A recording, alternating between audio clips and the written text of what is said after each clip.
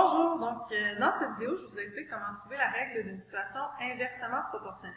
En secondaire 2, on travaille avec trois types de situations, les situations proportionnelles, les situations inversement proportionnelles et les suites de nombres. Donc, cette vidéo porte seulement sur les situations inversement proportionnelles. Alors, en mathématiques, on peut vous proposer des situations sous différentes formes. Table de valeurs, graphique, contexte, ou en vous donnant simplement des données et le lien entre ces données. Je vous recommande fortement de toujours aller vous construire une petite table de valeurs pour travailler la situation que vous avez. Donc ici, moi, j'ai pris une table de valeurs. Vous pouvez partir du contexte, construire la table de valeurs, du graphique, construire la table de valeurs, ou de la règle et construire la table de valeurs. Bon, ici, on l'a directement, c'est construit. C'est un problème qui est hors contexte, donc on a x et y qui sont les variables. Y dépend de x, toujours. Et la première étape, donc c'est la phrase magique, je dois vérifier avec quel type de situation est-ce que j'ai à faire. Première vérification, est-ce que le rapport des valeurs y est constant? Est-ce que 24 divisé par 1, c'est égal à 12 divisé par 2? Est-ce que c'est égal à 8 divisé par 3? Est-ce que c'est égal à 6 divisé par 4? Est-ce que c'est égal à 2 divisé par 12? Non, ce n'est pas égal, donc ce n'est pas une situation proportionnelle. Je vais vérifier ma deuxième option. Est-ce que le produit des valeurs liées est constant? Donc, le produit, c'est le résultat de la multiplication. Quand je multiplie 1 fois 24, est-ce que c'est égal à 2 fois 12? Est-ce que c'est égal à 8 fois 3? Est-ce que c'est égal à 6 fois 4? Est-ce que c'est égal à 12 fois 2? Donc, est-ce que quand je multiplie les deux valeurs, les deux variables ensemble, ça me donne toujours le même résultat? 1 fois 24, 24, 2 fois 12, 24, 8 fois 3, 24, 6 fois 4, 24, et 12 fois 2, 24. Donc, oui, le produit des valeurs liées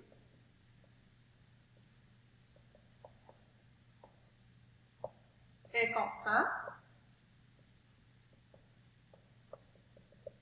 C'est une situation inversement proportionnelle. Donc, ça, c'est notre phrase magique qui nous indique qu'on a affaire à une situation inversement proportionnelle. Une fois qu'on sait ça, on sait que les situations inversement proportionnelles, pour trouver la règle, on a 4 étapes. Donc, première étape, définir les variables. Alors, si j'avais été dans un problème où c'est un nombre de bonbons et un nombre de personnes, ben, je définis X, le nombre de bonbons, Y, le nombre de personnes, par exemple. Maintenant, il n'y a pas de définition de variables qui sont associées ici à X et à Y, donc je les nomme quand même, puisque c'est important de faire l'étape, mais j'indique qu'il n'y a pas de définition pour X et il n'y a pas de définition pour Y. Deuxième étape, trouver K. Et pour trouver K, on a besoin d'un couple. Donc, d'un couple de valeurs, c'est un X et un Y qui sont associés ensemble. Alors ici, on peut prendre le couple 1, 24, on peut prendre le couple 2, 12, on peut prendre le couple 3, 8, et ainsi de suite. Donc, si c'est à vous de choisir, vous venez indiquer le couple que vous avez choisi à côté du titre. Pourquoi? Ben, pour que ce soit plus simple quand vous allez faire vos calculs. Le K, c'est quoi? Le K, c'est le produit de X fois Y. Donc, je remplace X par la valeur de X dans le couple que j'ai choisi. Et je remplace Y par la valeur de Y dans le couple. Donc, 1 fois 24 est égal à 24. Donc, le K, dans ma situation, est égal à 24. Troisième étape, la règle. Donc, la règle d'une situation inversement proportionnelle s'écrit toujours sous la forme Y est égal à K sur X. J'ai trouvé le K à l'étape 2, donc je viens remplacer dans ma règle.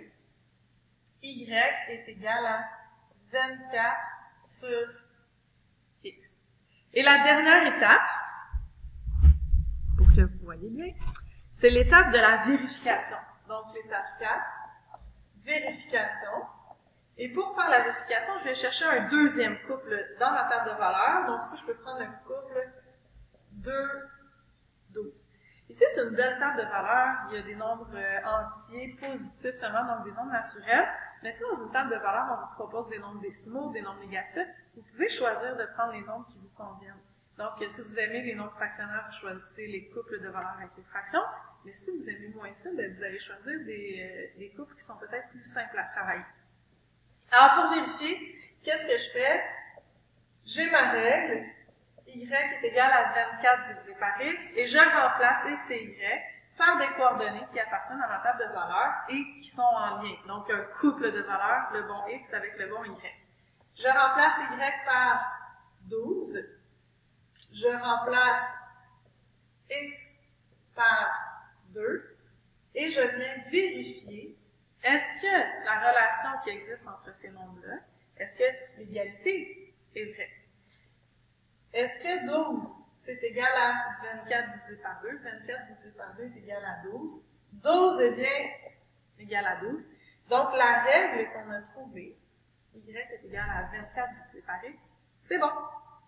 Une fois qu'on a trouvé la règle, qu'est-ce que ça nous permet de faire? Ben, ça nous permet de trouver toutes sortes de valeurs qui n'apparaîtraient peut-être pas dans notre table de valeurs, ou de trouver des valeurs manquantes. Par exemple, si x est égal à 65, est-ce que je le vois dans la table de valeurs? Non. Par contre, je peux aller remplacer x dans la règle par 65. Si y est égal à 38, est-ce que je le vois dans la table de valeurs? Non. Ce que je fais, c'est que je remplace y par 38 et je peux ainsi trouver la valeur de x. Donc, voilà pour les situations inversement proportionnelles. Phrase magique, 4 étapes. Et ensuite, on s'amuse à trouver des valeurs manquantes, à faire un petit peu d'algèbre avec tout ça.